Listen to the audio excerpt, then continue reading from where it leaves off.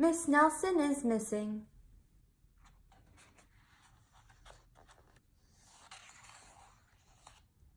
The kids in room 207 were misbehaving again.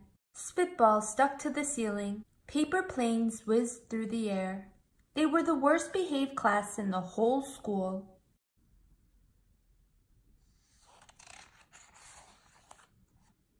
"Now settle down," said Miss Nelson in a sweet voice. But the class would not settle down. They whispered and giggled. They squirmed and made faces.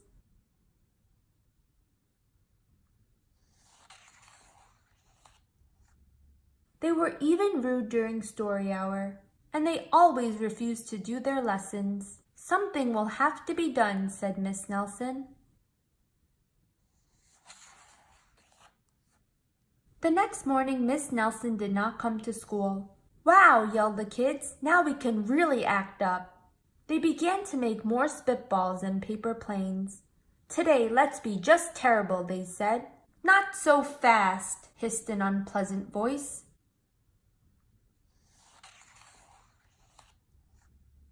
A woman in an ugly black dress stood before them. "I am your new teacher, Miss Viola Swamp," and she rapped the desk with her ruler. "Where is Miss Nelson?" asked the kids. "Never mind that," snapped Miss Swamp. "Open those arithmetic books." Miss Nelson's kids did as they were told. They could see that Miss Swamp was a real witch. She meant business. Right away she put them to work, and she loaded them down with homework.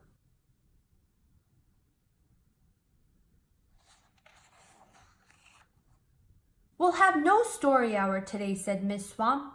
"Keep your mouths shut," said Miss Swamp. "Sit perfectly still," said Miss Swamp. "And if you misbehave, you'll be sorry," said Miss Swamp. The kids in room 207 had never worked so hard. Days went by and there was no sign of Miss Nelson. The kids missed Miss Nelson.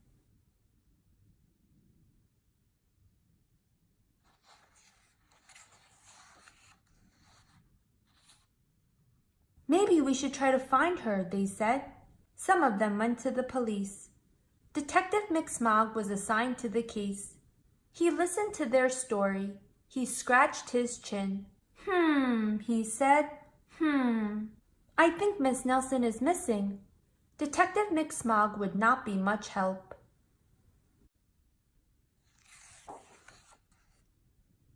Other kids went to Miss Nelson's house. The shades were tightly drawn and no one answered the door. In fact, the only person they did see was the wicked Miss Viola Swamp, coming up the street. "If she sees us, she'll give us more homework." They got away just in time. "Maybe something terrible happened to Miss Nelson. Maybe she was gobbled up by a shark," said one of the kids. But that didn't seem likely. Sharks, very unpleasant.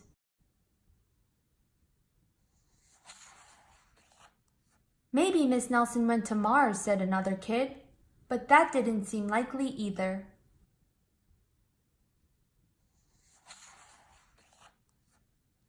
"I know," exclaimed one know-it-all. "Maybe Miss Nelson's car was carried off by a swarm of angry butterflies." But that was the least likely of all.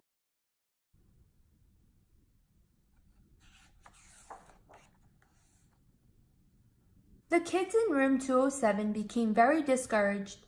It seemed that Miss Nelson was never coming back, and they would be stuck with Miss Viola Swamp forever. They heard footsteps in the hall. "Here comes the witch," they whispered. "Hello, children," someone said in a sweet voice.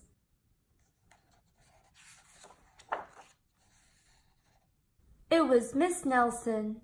"Did you miss me?" she asked. "We certainly did," cried all the kids. "Where were you?" "That's my little secret," said Miss Nelson. "How about a story hour?" "Oh, yes," cried the kids. Miss Nelson noticed that during story hour, no one was rude or silly. "What brought about this lovely change?" she asked. "That's our little secret," said the kids.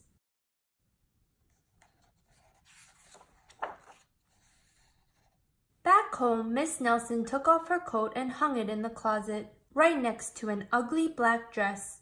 When it was time for bed, she sang a little song. "I'll never tell," she said to herself with a smile.